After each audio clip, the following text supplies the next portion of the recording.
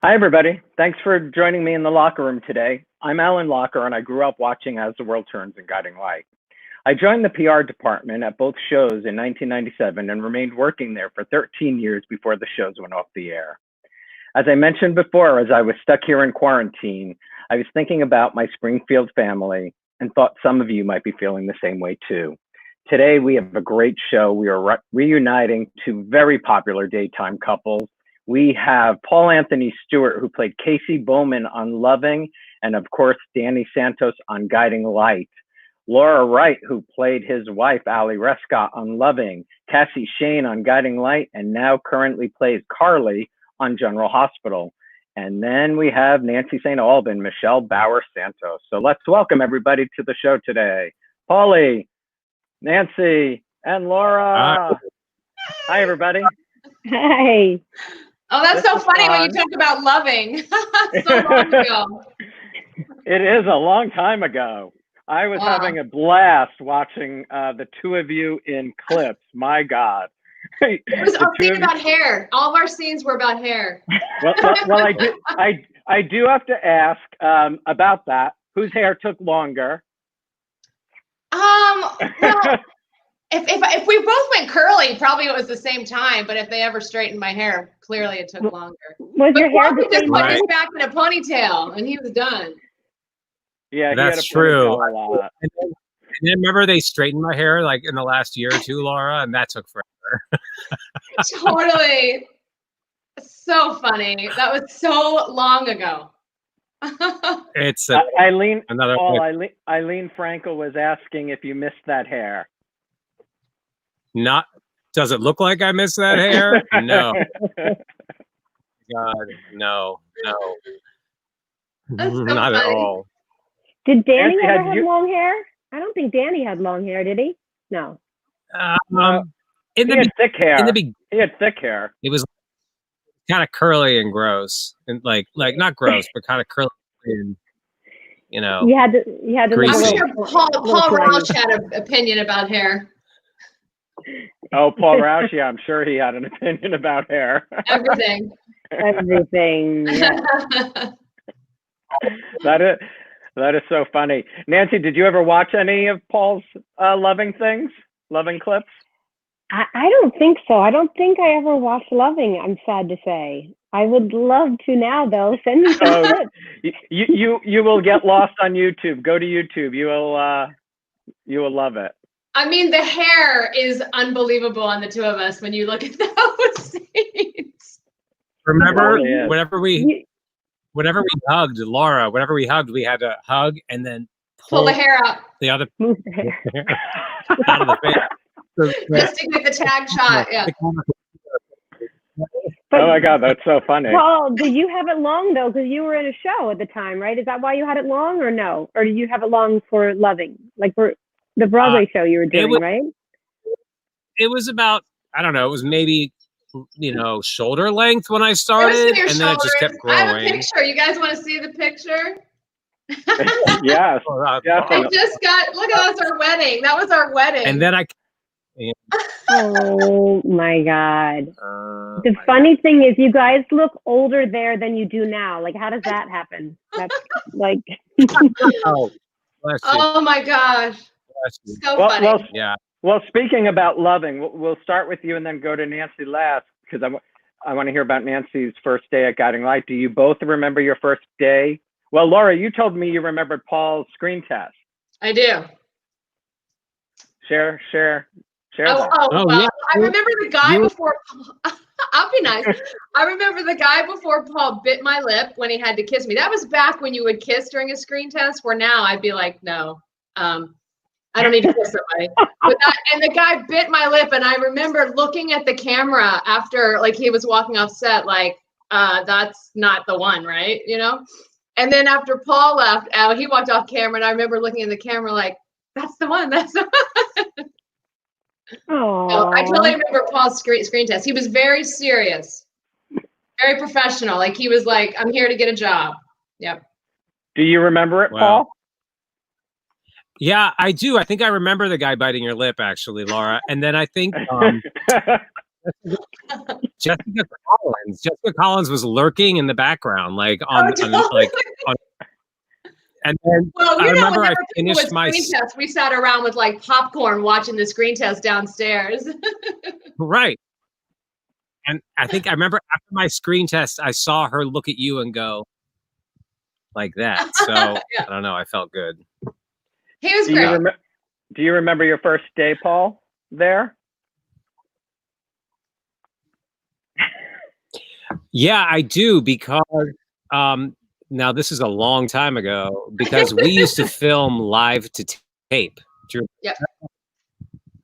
They never wanted us to stop, and we would have so we would have all the sets were in the studio next to each other, and one scene would end and the cameras were rolling over to the next set, and the stage manager running over and waving us in. So we're standing there, like, you know, on the set, like ready to enter a game, a football game or something. Oh, really? And you just go. And there was so much terror about stopping. Like, if you stopped, then everyone was like, "Oh no, we got to go back. We got to go back. It's going to cost us." And you didn't want to be the one to stop. We were the young ones. We didn't want to be the ones to mess it up. No, we were. We thought we'd get fired. So Totally. It was really kind of terrifying, but also really exciting.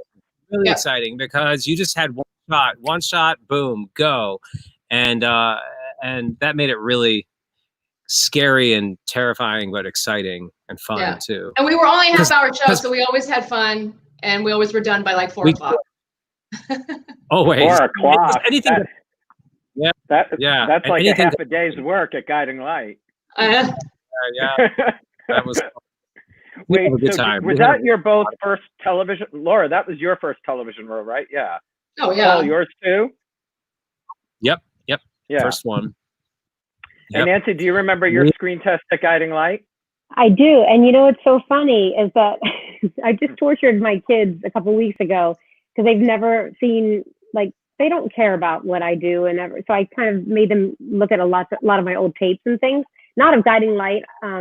But ironically, I came across our screen test. I have a copy of it. Like, how crazy is that? One of the producers, Maria, gave me a copy of it one time just for fun, and so I have it, which is, and I do remember it. And I remember it. It's funny that I remember that more than I remember being on the show, because I think I was so stressed out. You know what I mean? It was a really stressful time. Do you remember, Paul? Do you remember? Because there's a lot of girls that screen tested for that role. Well, Michelle Bauer, I do remember it because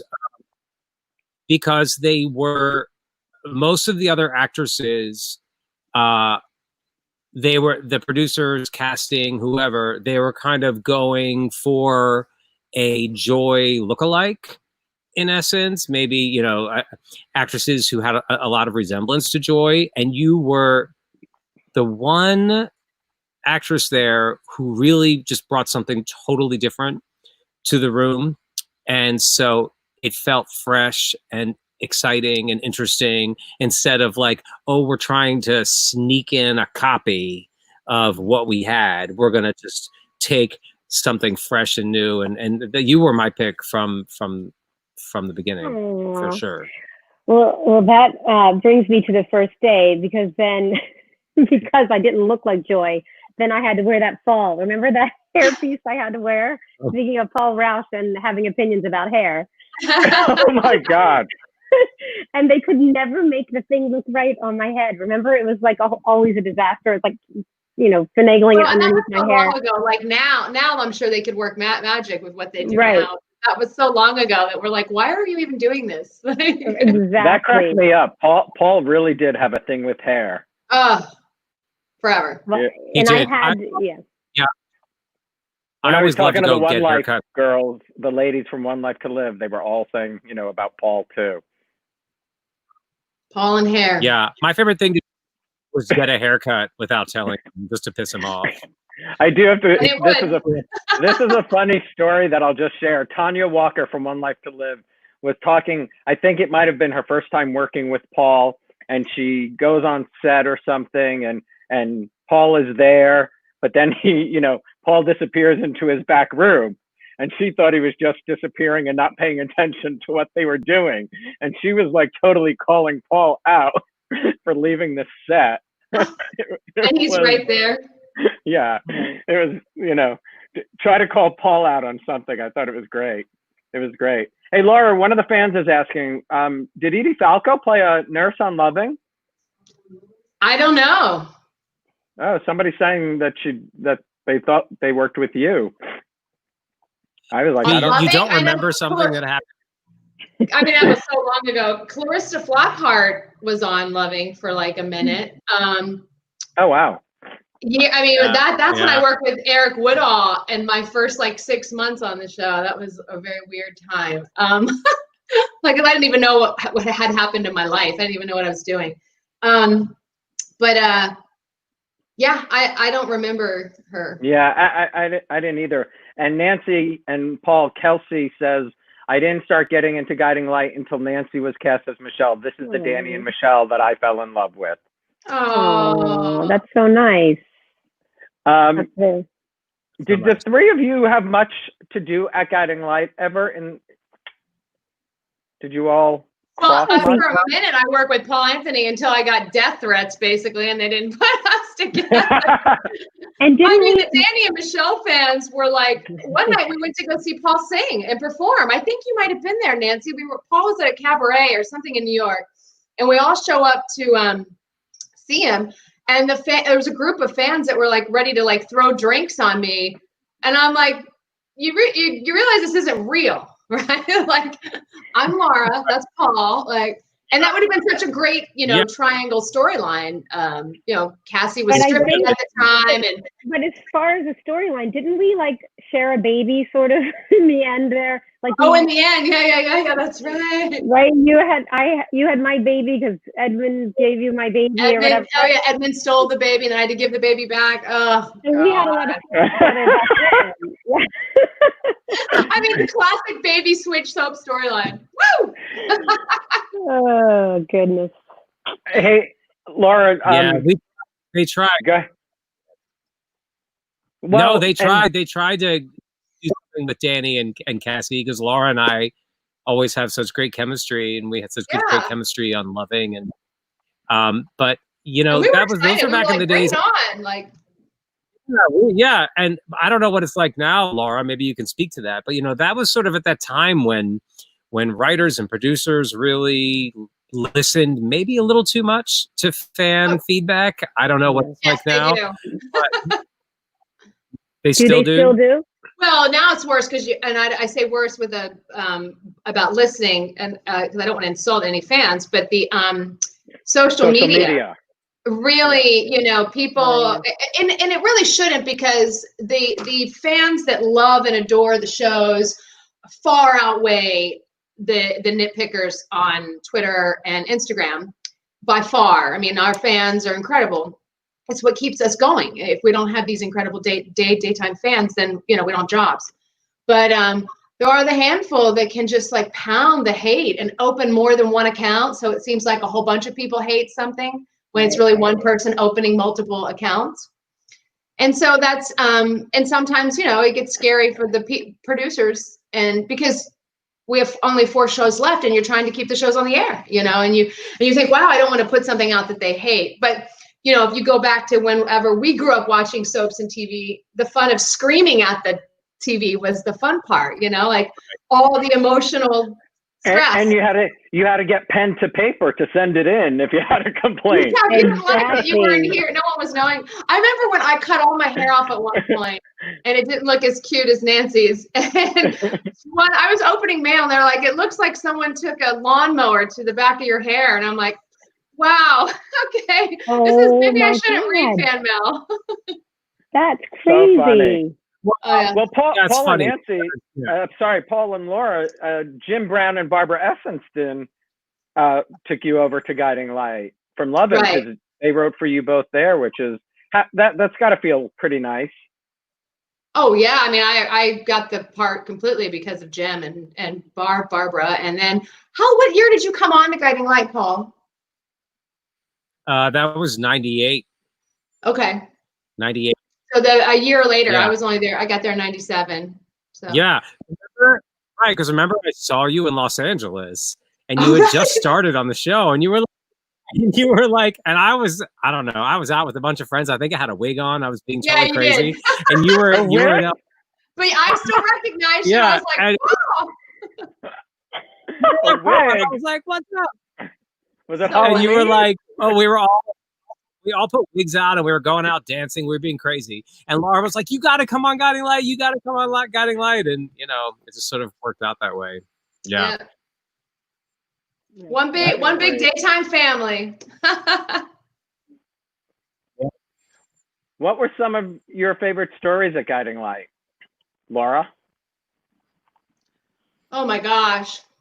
Well, I mean, there were so many great storylines. I was there for 8 years and I worked with everyone. I mean, what was funny about Guiding Light is, like, even Nancy said how even Cassie and, oh my gosh, what's her, Michelle's characters at the end, sorry. It was so family oriented. So we really worked a lot together. I felt there that, there wasn't like except when we were in San Cristobal, which was hilarious. Did you feel like you were out on an island, not really connected to the rest of the cast? But I did love the stories of behind the scenes. Like there was just so many. Every party was hilarious. Every event when the entire cast were together, we had so much fun. People would go out for lunch together. When you could get out for lunch. And, Ricky Paul was always the one that made me laugh because he had a dog that ran around set that we were totally not supposed to have dogs on set, but Ricky never really followed any rule. And it was just fun. I don't know. It seemed very different. It was very family. I mean, I've been on General Hospital now 15 years in October. So that's a really long time. And I'm very close, and it's like a family. I know. Wow. I know. That's mind blowing when you said that to me. It's a family there, but it's different. You know what it is? It's New York City. New York City makes it different. Because we would always somehow spend time together in different ways. Here, you're close, but when you get off work, you leave. We don't really hang out. Because you have to drive.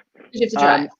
It's so I remember funny. the time that we were in Paul's dressing room, or maybe it was yours, Laura, talking to you about whether you were going to take the job at General Hospital. Remember? Yeah. I remember very specifically. And so I remember Paul saying, you got to do it. You got to do it.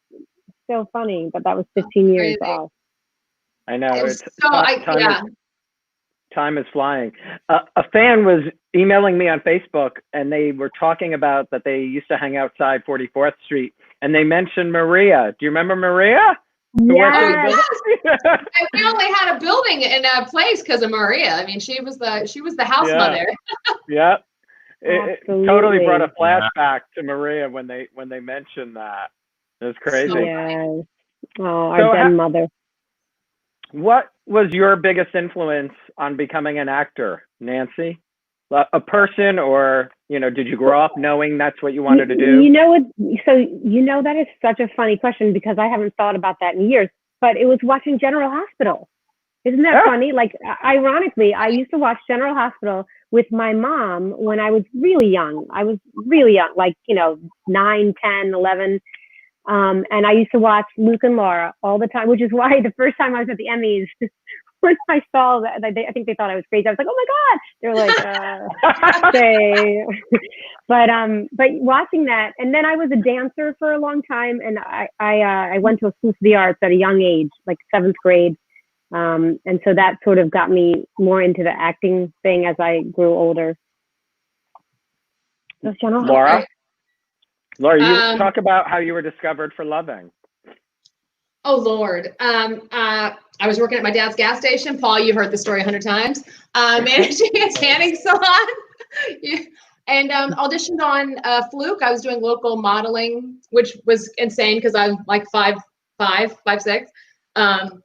And I auditioned on videotape with about 25 girls. And a week later, they called me in for a screen test. And then 2 weeks later, 2 weeks later, they called me in for a screen test. A week later, they said, be in New York by 5 o'clock tonight. You start work. No, sorry. 2 weeks later, screen test. 2 days later, be in New York by 5 o'clock tonight. You start work tomorrow. Crazy. And I had no idea what I was doing. I'd never even been on a television set, but studio set before.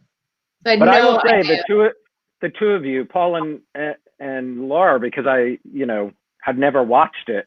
You guys were great from the get-go. I mean, you really were.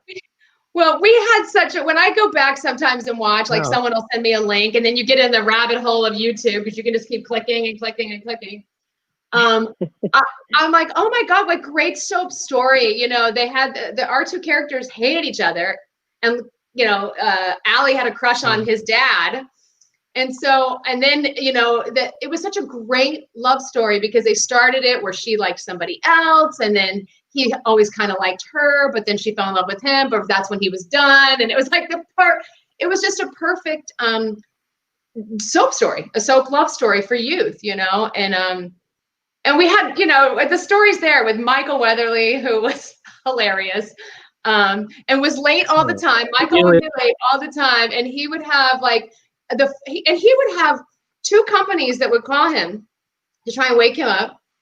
And he would be late. Like what, an alarm company? Yes, a company that would call you and tell you to get up. Because he knew. Like you're living in a hotel. Totally. Well, like Michael, did. And so he would come in and then he knew he was late and we were all going to be pissed at him. So he would come in with like the most outrageous stories. Like he would make up something insane just to make us laugh. Oh my God. Right. And then Eden Atwood. Remember Eden Atwood? Yes, and Rebecca Gayheart and Amelia Heinley. And Roger Howard that I work with now. All started together. We had a lot of fun. We were all young, so young. It was our first TV show. We were young and making money, and we were living in New York City, and we were going out all the time. And we were having so much fun. I think Rebecca is one of Ivana's close friends. Ivana Kopak. Yeah, they're like best friends. Yeah, she is. She is. They're best friends. Yeah. Yeah. Crazy. Laura, remember Laura? We ended up on the bloopers TV show many times because we were always fucking around. Well, one time, Paul, we had to do this scene where he was supposed to take me. I remember this. Take me to like a prom or a dance, right? And he shows up and he's sick, and I'm like, oh, well, we don't have to go. He's like, no, and he had to go. I got my top hat. And he pops out this hat and my cane. And when he does the cane, he hits me in the face with the cane. And then we do it again. And he's supposed to sneeze. And then to start the scene off. And he sneezed all over me. And he really did it. And I was like, oh. And they're like, cut. That is but so they funny. Saved all that stuff. What young kid carried the top hat and cane? He said top hat, cane, boom, boink. And it wasn't hard, it was just a boink, but we fell to the floor. Then we had another day where I was carrying something and he's supposed to do a karate kick and he kicks the plant, but dirt all flew up all over me from the plant. And we're like, and they're like, cut. And we just like fall to the ground. I think we had more bloopers than anyone. I can barely remember yesterday. Laura's like going back 25. I'm like, those were really funny. I'm impressed.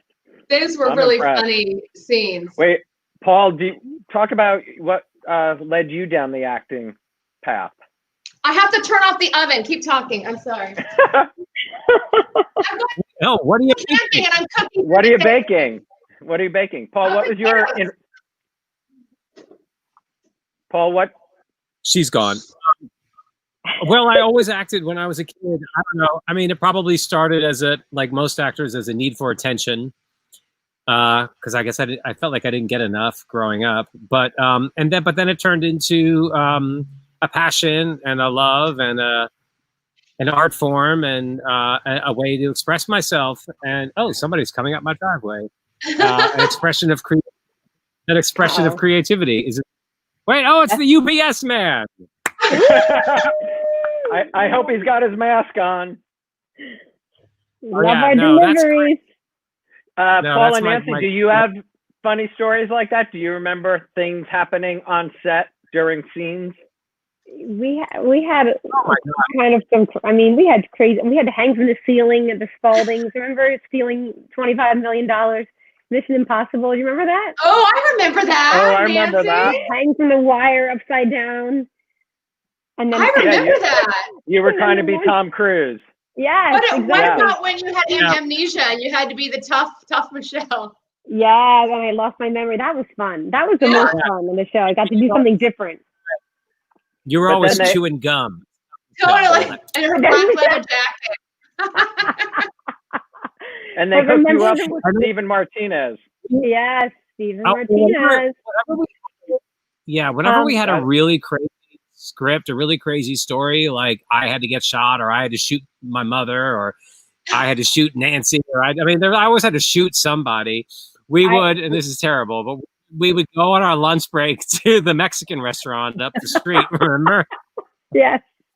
And have margaritas. And sit down talking about how we're going to do this. How are we going to get through this? How are you going to and sometimes a margarita is really what we needed to help. Oh, we just went to the Turtle Bay across the street and would just do a couple shots and come over. So we were right there with you. No, but the one, Paul, that you reminded me of that I had to hang off the cliff. Was it me hanging off the cliff, or were you?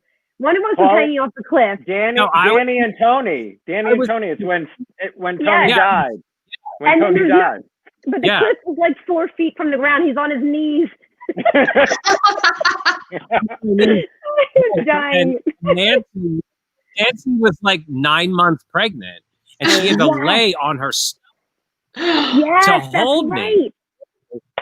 So they had to make this foam ledge, and they had to cut a big hole in it so that your belly could stay. Wait, they didn't write your pregnancy in?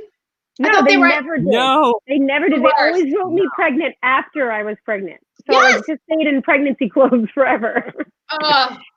And my face was like bigger. That's why it's so funny. I seemed like I was pregnant the entire time because Alan, your pictures was when I was just had a baby, and Laura's picture, I was pregnant. I was like, oh my God, did they only have pictures of me pregnant? You're like, well, yeah, you were pregnant the whole time. Apparently. You kind of Yeah. Kelsey, one of our fans, is asking, between Paul and Nancy, any fun Daniel Cosgrove stories? Oh God, Daniel Cosgrove was always fun. Right? Every story with Daniel was funny. He was so fun. He is funny. I mean, every time I see him in the city, we have such a good laugh. Yeah, he's such a good guy. I just remember the first day he was on the set. He was so weird. He just said, I don't know what he said, something really crazy to us. Do you remember, Paul? We were like, okay, there's something wrong with that guy.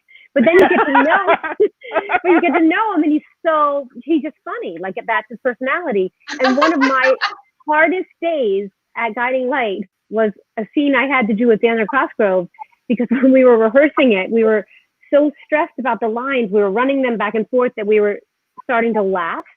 You know, every time he would say a certain line, I would just start to lose it, or I would say a certain line, he would start to lose it. And we got on set, we couldn't do the scene.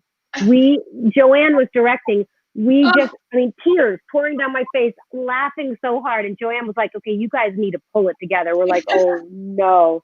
It was awful. Like, that was the hardest I've ever laughed in a professional experience. Laura, do you remember when we did the show with Emmy? She said that they usually moved her and Daniel till the end of the day because they could never get through scenes. Yeah. And Nance, you also worked with Matt Bomer. Oh yeah, Matt. I know. Yeah. It's been so long. He's doing well now. He's doing so many things. Yeah, I just heard he's got a new superhero show that just launched. Something like that. That's right. I heard that too. I was reading about that. I just saw that. I know. Have you gotten him on this show? You should get him on the show. I know. I would love to. I would love to get him and Aubrey together. Aubrey Dollar, who played Maria. Oh yeah. With his band. I've talked to her and I've sent him an email. What would fans be? So she still talks to him, I think. I follow him on. We follow each other on Instagram. Maybe I can. I don't know. And she's got a story too, a new show too coming, I think, soon. She's funny. I love I like her. She is yeah, hilarious.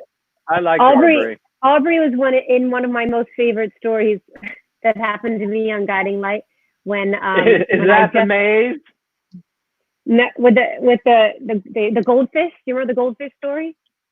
So when I had just had my first daughter, Frankie, and it was literally, she was 2 weeks old. So I was like breastfeeding, and I had like lost everything but 5 pounds. I thought I was like, okay. But apparently, Oh, I remember this. Apparently they didn't think so. And No, it was one person. Oh, no, it wasn't they. Well, you know. Right. I was being dressed very like, he died. You can say his name. And then they put me in the story with Aubrey and what was her name who played Mara? Lindsay McKeon. Yes. And so I'm like in the story, I'm these 19 and 20-year-old, and we're sitting there and rehearsing the scene. There's goldfish on the set, and we're eating the goldfish, rehearsing the scene. All of a sudden, out of nowhere, I remember. I can't remember his name. John Conboy. John Conboy comes running onto the set, and he stands like 50 feet away, and he's like, "What are you eating?" I'm like, "What?" He's like, "What are you eating?" And I'm like, "Goldfish." Oh my God. He's like, "I'm trying to get you down to a size 4, and you're eating that?" And I was like, "Oh, okay." And then Lindsay goes, I'm like a size 0. I don't know what you're talking about. I'm like, he's talking to me. Wow. I was like, oh yeah. Gotta love daytime television. Good soap opera story, right? That's a lot. Hey, Laura, I know fans all television. All television, yeah. It's not just all television. Laura, fans are asking, do you have any updates on returning to General? I don't. I know Bold and the Beautiful started back today. I think they're the guinea pigs. We're going to see what they do, how they do, what works, what's impossible. No, I don't know. I'm hoping before August, but we'll see. But this is have you enjoyed the rest, though? Yeah, but it's been since March. A month would have been, but yes, I'm having a great time. I just hang out with Wes every day, and then I eventually get to see my kids who are now 19 and 21. So, we're going camping now to go with them. I'm having a good time. I laugh a lot, and I watch a shit ton of television and movies. But and this is a Carly week, right? On General Hospital. Carly and Sunny week. Yeah, they're doing a whole Carly and it's weird. That's weird. I'm like, oh my God, that was 2005. That was 2007. We don't know. I wish I could have come on with an update, but I don't know. We're all waiting to hear. Well, fingers crossed for Bold and the Beautiful for everything to go smoothly. I have quite a few friends on that show, so I'm excited to see how it turns out. I know if once we go back, we're supposed to be tested 3 times a week at least. I was just gonna say, the restrictions must be crazy for you guys. Well, it's only the actors are the people that can't wear any kind of mask or protection or stay apart, and so they have to be tested at least 3 times a week. There's certain zones, but the easy part is we have dressing rooms, so we can come right into our dressing room. We don't have to leave until we're hair and makeup. We can one at a time. Everyone's protected if they're wearing, the proper stuff and sanitizing. They're asking not to really talk when you're getting your makeup done, of course. And the makeup people, I think, will have a different setup as far as their PPP equipment. And then we can go straight to set, work, and leave. Like, we don't have to hang out, talk, have lunch, any of the stuff that makes our jobs fun. It's technically what we need to do to get a show on the air can be very simple. It's just the actors interacting is the hardest part, because the director can be offset. We really our wardrobe can be placed in our rooms. It's the interaction of the actors that we have to be careful about, which is why there's going to be so much testing. And hopefully, your people that are working a lot don't get stupid and go around a whole bunch of other people when we're hoping to keep a show on the air and not get other people sick, Crazy. Yeah. It really is Because as crazy. far as like camera people can stay further away, you know, grips and everyone that work, our crew cannot have, but it's the, you know, it's hard to shoot a scene 6 feet apart wearing a mask. You know, it's I like, mean, it's hard to do, you know, to be romantic, really. Yeah. Right, but you know, we can get creative with storytelling. It's not like, you know, when they talk about love scenes, it's not like we show anything anyway. That to me was probably, I still find one of the funniest things. I understand kissing, and we'll have to figure that out, and people will have to be seriously tested. And the idea around that romantic scenes maybe has to be pushed off for a while until we can figure out a way. But you know, we have great writers. We should be able to tell a story that is amazing without, you know, we can really get creative here, I think. Absolutely. Laura, you mentioned watching lots of television. Does anybody have a guilty pleasure? Paul? Well, please don't judge me, but I really do love the Real Housewives. And I'm judging. Which city or every city? I love my Beverly Hills ladies. But I just started watching Ozark. I'm a little behind the game. I'm a little behind, you know. You know, Brett Stannard works on Beverly Hills Real Housewives. Oh, he does? And Chris Cullen. Yeah, and Chris Cullen used to. I don't know. Yeah, I think Chris does. Yep. I think Chris and Brett both. So, I don't watch a whole lot of TV, but you know. Are you enjoying Ozark? It's good, isn't it? I am. Yeah, that's my current show, I guess. That's such a fun ride, Paul. You're gonna love it. I love that show. Yeah. Good. Nancy, you have definitely a long list, but Nancy, you're up.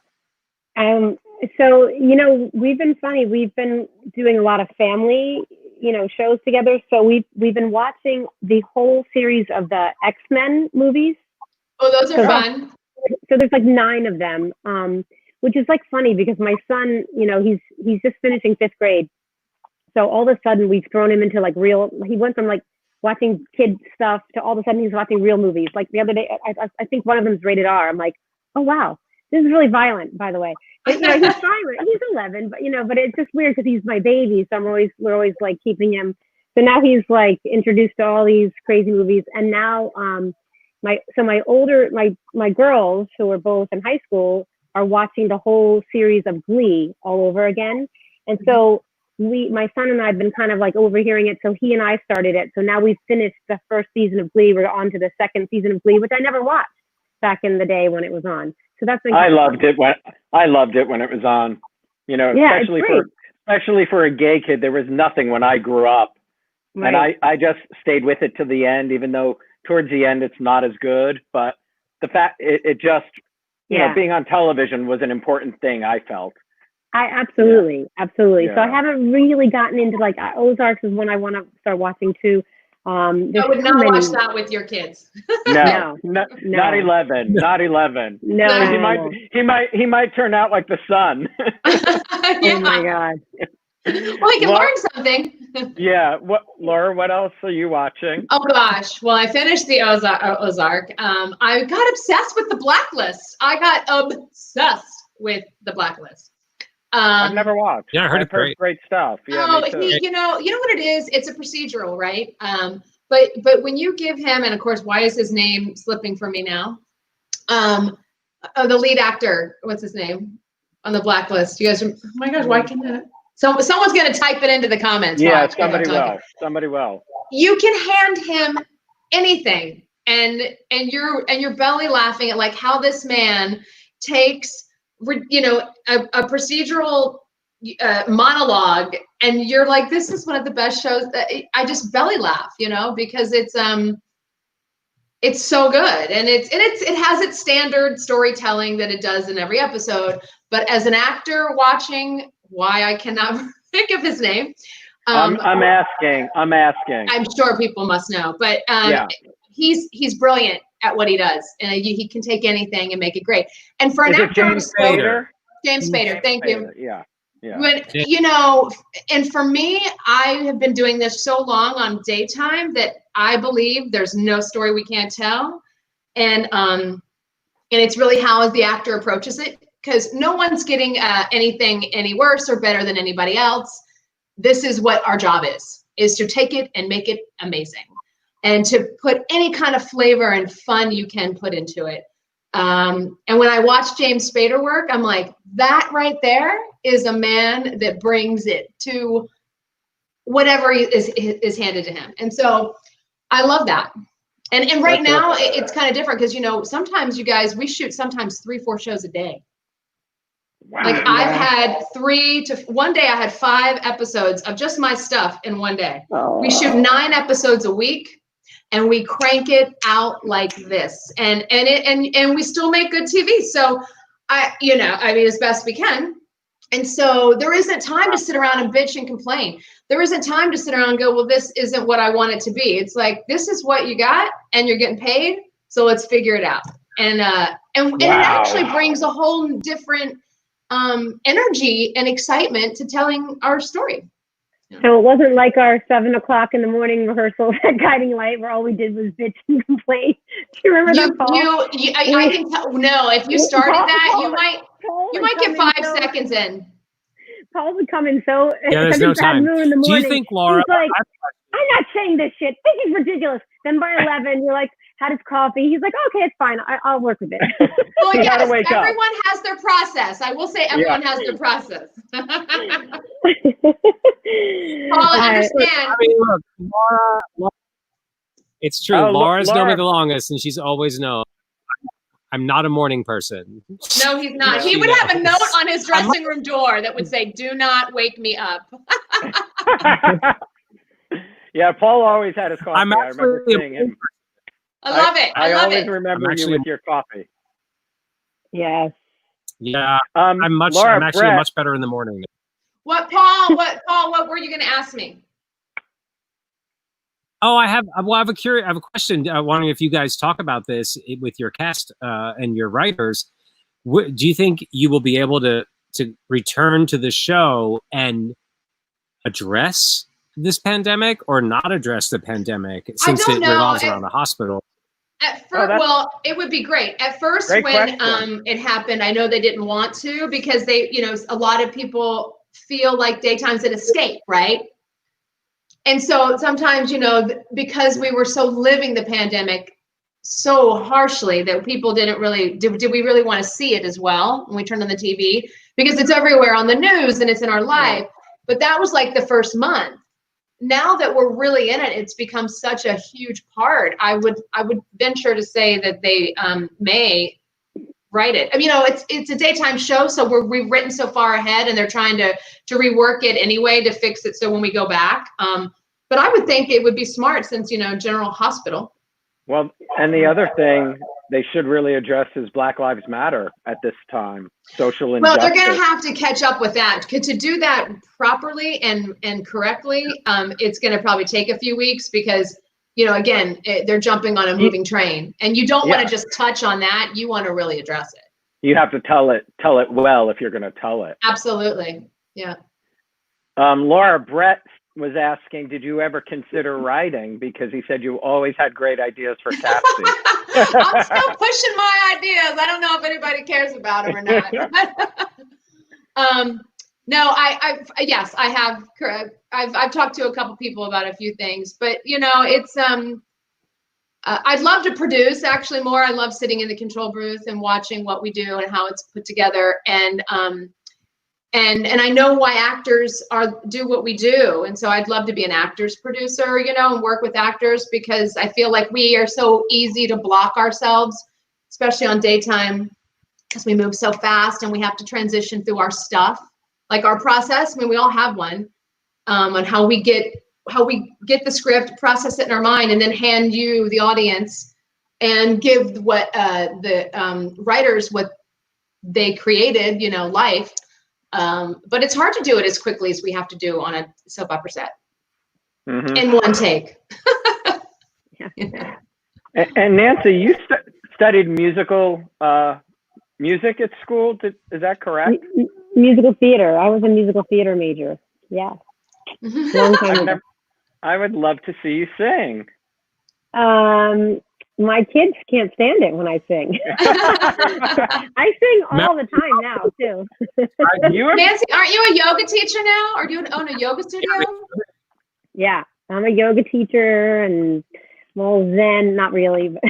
But you're also teaching voice and theater, aren't you? So I coach vocally, like mostly to my kids' friends who are auditioning for things and stuff like that. And I teach drama classes in the city just for fun. I don't know. I've always had a teacher inside of me that had to come out, so it's come out.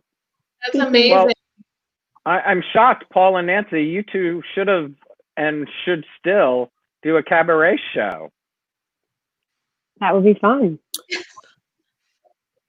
We did one thing once, didn't we? What was that, Paul? You're like, took a long pause there. I know, he almost hit me. Yeah, I'll go back into a public space once we have a vaccine. Sure, then we'll talk about it. I know he's hiding in the woods. He's never coming back. I love that. I wouldn't either, to be honest. Not only that, Paul, you were in the city working nonstop. How many shows did you do of that? Oh my God. Over 2,000. Yeah, I did 5 years working in Times Square, 8 shows a week for 6 days a week, and so I'm not in a I'm not in a big hurry to return back to that schedule. Yeah. Anytime soon. I loved it, but it's a long, it's a slog, and it's a hard schedule. Mm-hmm. But one day again, yes. So right now I'm using this time to rest and re-energize as much as I can. Yeah, Paul, do you remember we did sing together on the show? We sang our theme song. Do you remember? I don't remember. That was the worst show ever. We had to sing the Danny and Michelle theme song. Oh God. And I was pregnant then too. Sometimes. What song? Sometimes always friends. Sometimes lovers always friends. Yeah. Oh my God. That doesn't seem sexy enough for Michelle and Danny. No, it was not sexy. There was no sexiness to that. Not like the orchid love scene. We did have the orchid love scene. That was I was pregnant for that too. Was I always pregnant? It seems like it. We were talking about Daniel earlier, and Daniel Cosgrove was on Billions this Sunday. Frank Grillo was on Billions this Sunday, working in a scene with Beth Chamberlain. It was really fun. Yeah, that's so fun. Funny. Laura, what do you remember about working with Frank? Frank Grillo? Yeah, Dinah, Wendy. I remember he never wanted to kiss me in a scene. That's what I remember.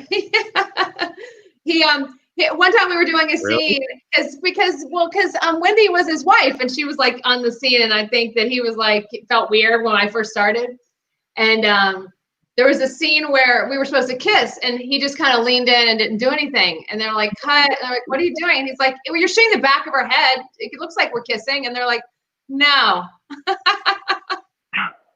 Oh my God. He was a tough guy. That's hilarious. He was very who he was. He was definitely a tough guy. Nance, talk about working with Ed and Rick, Peter Simon and Michael O. Well, Peter Simon was just like the sweetest man I loved ever. Working with him. Except when he had to slap you. Yes, he did have to slap me once. That was so sad. Well, that was so funny watching the little beginning there, the guiding light thing. It was Peter, Simon, and Paul. Yeah. I peeked between your heads, which was hilarious. I don't remember that at all. But Peter was always just really supportive, really professional, just a nice guy.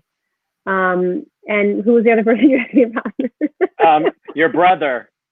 Oh, Michael. Michael, Michael was the prankster. He was always playing pranks on somebody and always funny, always laughing until he had like all the lines, and then all of a sudden he was serious, right? Michael loved to fool around and play around when you had to do the work, but then when he had to do the work, we had to kind of keep it in check. But no, Michael was great. When did I see Michael? I saw Michael, I guess at that soap opera thing last year, that we're doing next weekend. Are you guys doing that? I hope you guys are. The Bauer Barbecue. Yeah. The Bauer Barbecue. Let's see, I won't be. First of all, I didn't know about it, and second of all, I'm out of town.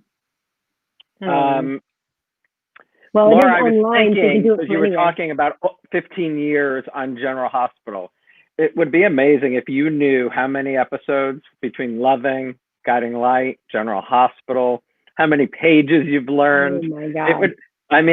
It's probably, it's got to be this incredible, It's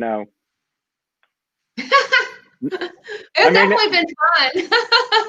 Doesn't that, it's been amazing, actually. The amount of people I've worked with, the stories we've told, the experiences, the different personalities that I had to learn to, accept and still love, like the growth that I've had on and off camera has just been, it's been my life, the whole life has been. I'm just going to put this over our face for a minute just to show all the fans. Kelly Ripa and Laura on probably Laura's first day. Stephen Bergman shared this with us.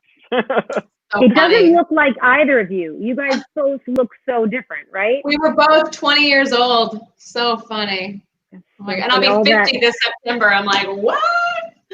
Crazy. So much Get out of here. Yeah. You're joining my club. That's right. Well, you look great. Hey, and talk having about a 21-year-old, that's like amazing. 19 and 21. It's like, that's why another reason I want to go back to work. I'm like, I had college to pay for. I got Lauren goes to Cal Poly in San Luis Obispo, and my son goes to Colorado State. And so, and she's actually, it's interesting. She's a major in ethnic studies, a journalist major with a minor in ethnic studies. So she's on fire right now, believe me. And I like the little thing you shared from her. You shared something, right? Yeah. From her, and that was one of a million. Yeah. It was great. That was It educated me. Yeah. Well, it's really funny. We started getting involved in this because she wanted to take another writing class. We couldn't get into it.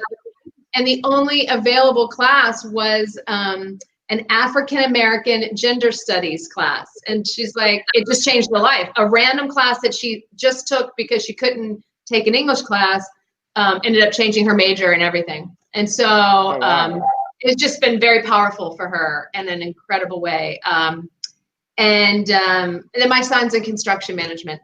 So he's kind of following his father's footsteps.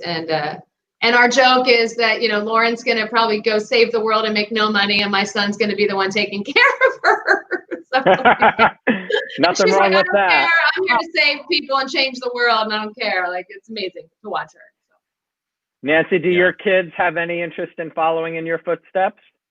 So my daughter was just the lead in her play at school in the fall. And then, of course, they were doing the musical in the spring, and they didn't get to finish it, which really sucked. But funny, her interest right now, of course, she's going into her senior year, is writing for television. That's what she's wanting to major in, which I thought was kind of interesting. I don't think it has anything to do with me. I don't take credit for that. She can care less. I even said, I go, hey, you can watch us live. If you want. She was like, I don't care. I'm like, oh, okay.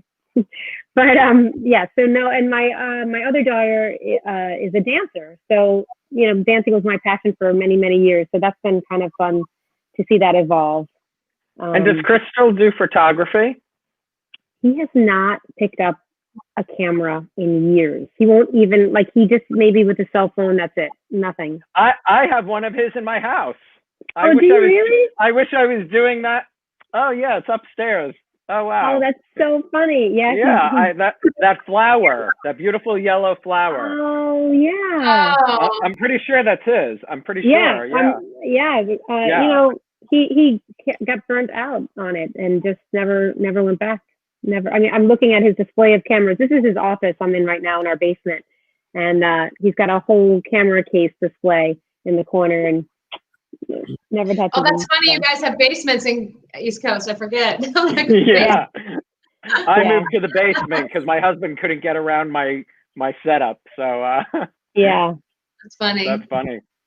Yeah. Paul, it just looks ridiculously Beautiful. like so zen where you are. It's a fake backdrop. I'm actually in a studio on pretty. 14th Street.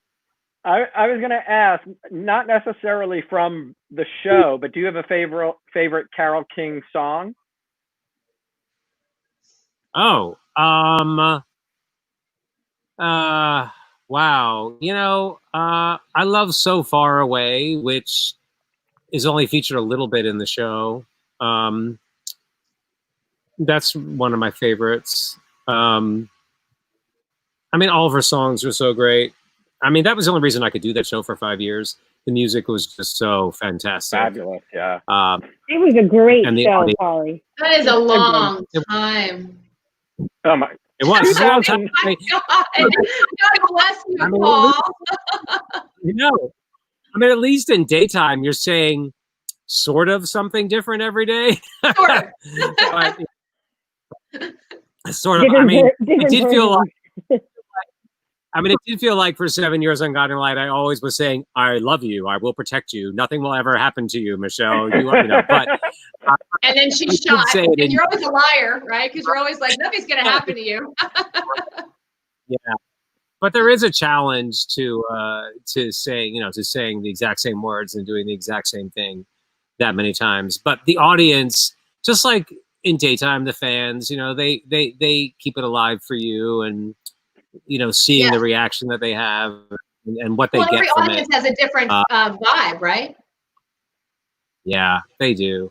And every show was like a rock concert. So I've always dreamed of being a rock star, even though I can't sing like that. But there's just something really sexy I'd love about to sing. it. You can grow out that long hair, Paul, and you can do it. I'm sure you could. I'm sure you could. Hey, Paul, one of our fans, David, is asking, how are you enjoying being a farmer since you talked about that the last time? I love it. I love it. I don't know if I'm ever going to go back to any other kind of life at the moment. But it's also the prettiest time of year. But yes, my chickens, I have not died. They have not been killed by any other critters. So my chickens are still alive. They haven't started laying eggs yet. I'm starting to harvest some vegetables from my garden, which is very exciting. I got some kale and I got some Swiss chard, and Nice. it's a different pace. They How old are are your 2 months old, so I've got about 2 more months. Mm-hmm. I used to have My tons of chickens chickens. are 2 months. They're the best. When they start laying eggs, you're going I'm to be excited. in heaven. Is that, Laura, when you lived in can't wait. Pennsylvania, is that when you had chickens? Because I feel like I remember your place in Pennsylvania where you lived. No, I didn't have it until I moved up here in I was up in the wine country in San Ynez, and I had goats and chickens and like 5 dogs, and it was just insane. But we had the coyotes were bad, and we basically fed the coyotes. That's really it. Oh, wow. Yeah. Hey, Paul and Nancy, we were talking about fans and their reaction to characters.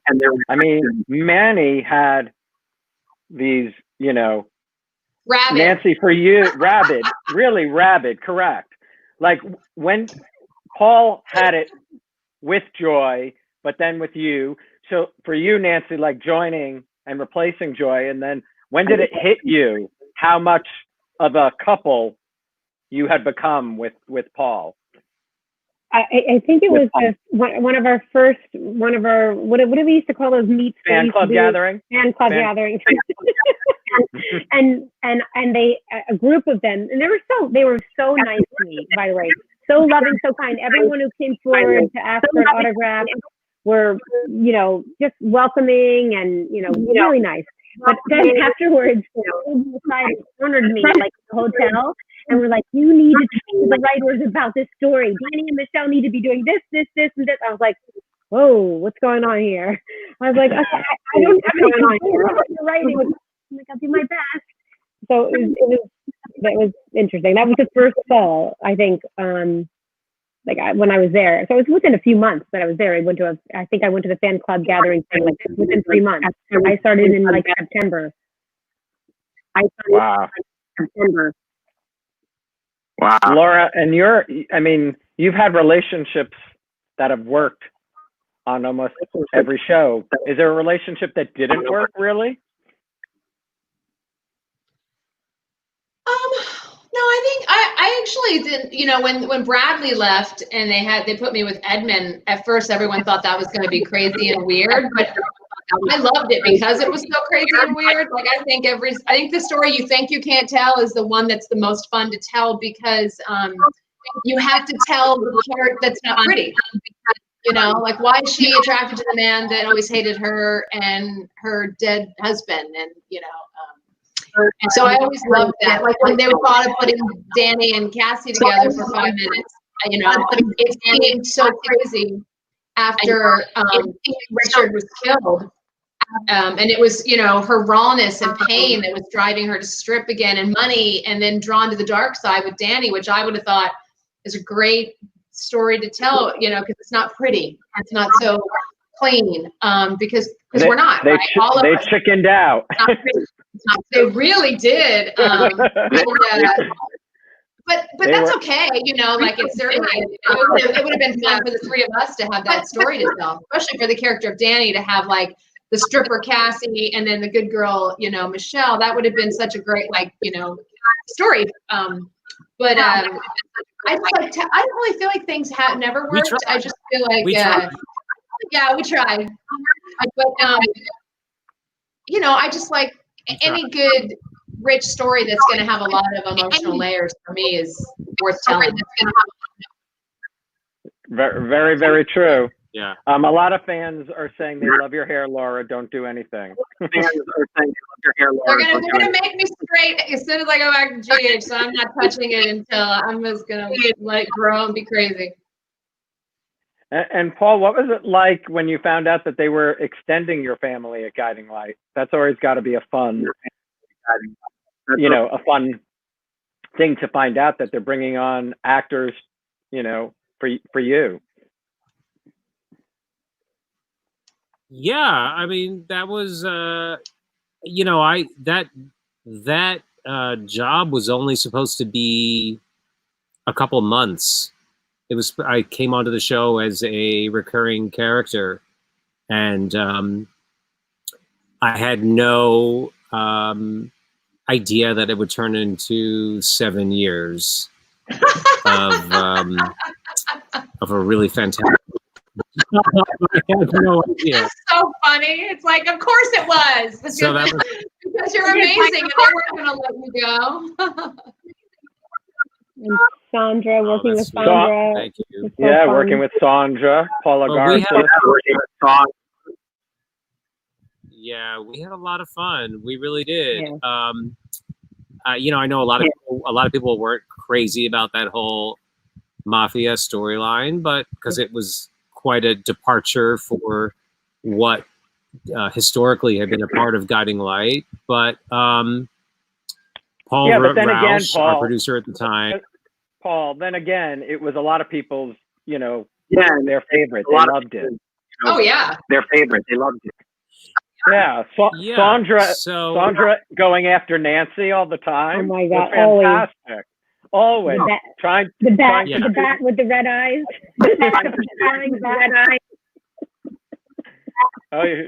Mama Santos was after you. Yeah. We had a lot of fun. We had a lot of fun. Originally, we did. Originally, well, actually, what happened is originally Danny was Italian, which made more sense with my casting since I'm Italian. That's so funny. And because originally it was Danny Santo with no S. No, really? And I talked about being yes, and I talked about being from Chicago and loving the Godfather movies. And then oh my God. Yes, and then I did all of my character research based on that, and then a couple months later, they changed my last name from Santo to Santos, and they hired after you were Sandra working, which is Santiago to play my hilarious. mother, and Paula Garces. Yes, Oh my and Paula Garces to play my sister, and George Alvarez to play my cousin, and I got a little confused. And then they started Jordi talking about Villasuso. and then they started saying how my character was from Spain, and then I really got confused. So I went to the writers. I went to the head writers, and I can't remember. I'm sorry, which ones were writing at that time, and I just said I'm a little confused. Am I Italian? Am I Spanish? Am I You're like, Latino? And they turned, I forget who it was, but they turned to me and just said, and this is not going to go over well right now, but they said, "You're ethnic." Oh. Yeah. Daytime I love that So- about daytime television is that you can, I mean, you can show up one way. Like, I mean, what about when Edmund and Richard and they came on, all of a sudden they're like, yeah, you don't really have an accent anymore. We got to lose the accent. I'm like, they've been on for six months with this, accent, and you want it to be gone. It's so funny. Like, we could just change anything. Well, Kim too, when she started as Reva, had a much thicker accent, I think. When she started. So funny. Gosh, I like New York. I had this like New York Italian accent, and then I switched it over to something Spanish, like from Catalan. I was just like, well, fuck it. I'm just gonna do what I want to do. So funny. Let's end on this question, Laura. They're all asking about your mud fight. With Crystal. That was really fun. The funniest part is we got to drag Bradley and Ron Raines in the mud with us, which was really funny. But that was so much fun. I loved working with Crystal, and that was a really interesting day. And when we finished, I don't know if you guys remember on set, right off of the studio, there was a bathroom with a shower, and we just like walked right into the shower and just stood there in our wardrobe and clothes, letting the mud. It was everywhere, in our ears. It was so gross. It was supposed to be cement, but luckily it was mud. Then we had to get Crystal and I to fight in. And we were talking about fans. Are there special moments with fans that have stood out over the years? A letter, a meeting, something? You make such a connection. I mean, Laura, all the shows you've been on, Paul, you've been on 2 shows, Nancy, you played an important part of Guiding Light. I think what Nancy had said when we did the fan events, when they would come to our fan events, the amount of love and excitement. We didn't have a lot of social media at all then, and so that was our connection to fans, is when they would show up and together, right? And then it was like you felt like rock stars and more adored than ever, because these people, you were in their family. You were in your living room, at their living room every day, and that's a big deal. When people actually take the time out watching live television, most of them at the time, a lot of our fan base that back then weren't doing tons of recording, and they stuck on and, and stayed with us, and we become a part of their daily life. That's a big deal to people. And when you see that love come back at you, even when they're passionate about what they don't like, and we joke about the stuff with me or Danny and Cassie and Michelle, that's still passionate fans who love their people. Correct. They don't want to break. Yeah. They don't want to break up their favorite couple. It's not, and look, we were only there because they cared, and they were watching us every day. And I mean, how do you think I watched all those loving clips? Some fan took the time and put those up all on YouTube. It's amazing. It's a rabbit hole, man. It's amazing. I couldn't stop. Well, I do have to say real quick, Paul. Let me say this real quick, Paul. Do you remember at our wedding on Loving when there was that poor girl? This couple, they had to play the band and they couldn't really sing, so they had to lip sync the music, and they were pretending to play the music, and we had to would just stare at them and smile like it was the best. And we were shaking. We were laughing so hard. And we had to be like, I'm so sorry, we're not laughing at you. We were terrible. But it was so funny. Do you remember that? Yes. You know, we were just asked to do so many crazy things all the time, you know, and work so quickly. And we're, you know, tired, young and, you know, hungover. That was funny. Probably most oh, totally. Sorry, you guys tell your fan story. I that was funny. No. You guys tell your fan story. Do you have a fan story, Paul or Nance? Well, we had some really dedicated fans, obviously, we were saying, but Manny, they created Manny. Yeah, and several of them were frequent writers, like writing weekly and would send us cakes. One of them, I think, she's probably still in touch with Paul a lot. She reaches out to me all the time through like Facebook and Instagram. And still, you know, I still talk to her about how things are, but she used to send us food a lot. Remember, Paul? Cakes sent to us, cookies, and lots of food. And then one of her fans used to send me like little lighthouses all the time, which was really thoughtful. I still have a lot of them, you know, from my like Christmas tree ornaments and things like that.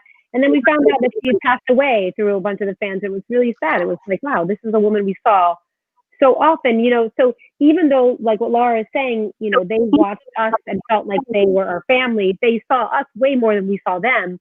But we saw many of them over and over again. And it was pretty amazing how dedicated they were. That's right. Paul got tons of gifts. Didn't you get like a great leather jacket once or something like that? Yeah, you did, didn't you? Did I? Maybe. I don't. Yeah, probably. Yeah, I got did. a lot of stuff. Wow. I remember I kept saying to Nancy, I kept saying, "Where's the car?" I used to get presents for my kids. I know. Where's the car? Right? Wouldn't that be nice? I used to get presents for my kids and stuff. I had books that were written to my kids. Yeah. Yeah. I mean, there were a lot of really, you know, I think that the soaps brought together a whole community of people and they formed great friendships. Yes. And I was I think I spoke a lot about, probably in interviews, about my brother who has cerebral palsy, and I met a lot of other fans with cerebral palsy or with other challenges, and who I didn't even realize were just profoundly affected by just the fact that I spoke about it and brought it more into the mainstream. And, you know, it was very eye-opening to me that how powerful my words could be. Right. For just being an actor on a TV show. And I've tried, and as I get older, I really try to just be much more responsible with the words that I choose, because you never know who is listening, you know? That's right. And the older we get, the wiser we get, right? You know, there's that time when we're younger where we're like, it's not my job. And then all of a sudden you're like, yeah, it is. Yeah. So true. Yeah. Laura, the last question about Loving. What was it like when he died on the show? What do you remember? When Paul left, I was so mad at him. I was so mad at him for leaving. I'll tell you, this is a good story. When we had to, Weston's gonna walk by, he just got home. When we had to say goodbye to Paul, because, you know, when you would leave, you would have a big cake and everything on the set. And I remember us walking up, getting ready to go up and walk up to the set. I was like, you can still say no. You don't have to. I was trying to still talk him out of not leaving. Seriously, I wasn't even kidding. On our way up to the set for the camera. And then I couldn't go up because I started to cry because I'd never done this before. And was never a trained actor. So everything I ever did was instinctual. So I was really devastated that Paul was leaving because I didn't know how to work without him. Like, it was like we were inseparable. Every day we went to work and worked together. Yeah. And I remember when Paul had to stand up, I finally came up and hid in the background kind of, and he had to give his goodbye speech. He could barely look at me, and I was just sitting there sobbing. And I could not believe I was like, I felt like someone had died. I really felt like someone had died. So it was really fascinating. That's crazy. And Paul and Nance, what was it like, being with Guiding Light at, for the last show? Oh, the last show, yeah. It was kind of weird. That was because we had been gone and everything had changed. Yeah, it was weird. Right? Like yeah, they were filming in New Jersey. We were filming in a park. I mean, it's just nothing about it felt familiar to what we had been doing for such a long time. In the time from when I left the show had moved from its little location on 44th Street to that giant warehouse on 57th Street, and then to the New Jersey suburbs. Just felt so different and far removed. I don't know. It was bizarre, but it was nice to. It was really great to see everybody because you spend more time with your fellow actors than you do with your actual families. So that's right. You do become sort of a crazy dysfunctional family, and as much as you might get into it with some people, you really still love everyone. Right. That's exactly right. And I think that was the hardest part about first leaving Guiding Light, is that you spend so much time with these people and you really grow to love them as family. And then all of a sudden you just don't see them ever again. Well, it's like just seeing the two of you, it's as if like we could pick it up. It's like, I feel like people I know so well. Like, yeah. I know. So it was weird though, coming back, because it was really amazing reunion to see everybody, but it felt weird to sort of not be a part of it, but kind of be a part of it. It was weird. It was very odd, surreal. Yeah, the whole show was kind of odd by the end, I think, right? Well, not being in a studio just has to throw it off completely anyway, if you're coming back to a show. Well, guys, this has been so fun. I hope you guys had fun. So good to see you. It was so nice seeing your faces. I know. So nice. Hi, beautiful people. So great to see you. There's Wes. Hi, I'll say hello Wes. to Mike. Hey. Hey, Wes. Hey, Wes, I don't know if you got my text. What's going on? But fans were asking about your poetry, and we put some links up. So I think they were purchasing. Thank you. You're welcome. Oh, nice. Oh, yeah. You guys look fantastic. Sorry, I'm yelling right now. That's all right. How are you? We're going camping. Nice. Oh, fun. And Paul basically Watch out lives for camping. I know, Paul. Can we come camping up there? There's plenty of room on the property. Paradise. Gorgeous. I told you this is a backdrop. Wow. You keep saying it's a backdrop. So pretty. So pretty. I've been there. It's beautiful. Gorgeous. So nice. Well, it was nice seeing your come faces, pitch a tent. guys. We're So good to going see to you. come visit Paul and camp out on your property. Yeah. All right. I'm going to sign off. Stay here for 1 second. I'm going to sign off. Stay here for 1 sec. Bye, everybody. Right. 1 sec. Okay. Bye. Thanks for tuning in, everybody. I will see you on Friday with an As the World Turns show with Scott Bryce, Hillary B. Smith, and Greg Marks. Have a good day, everybody.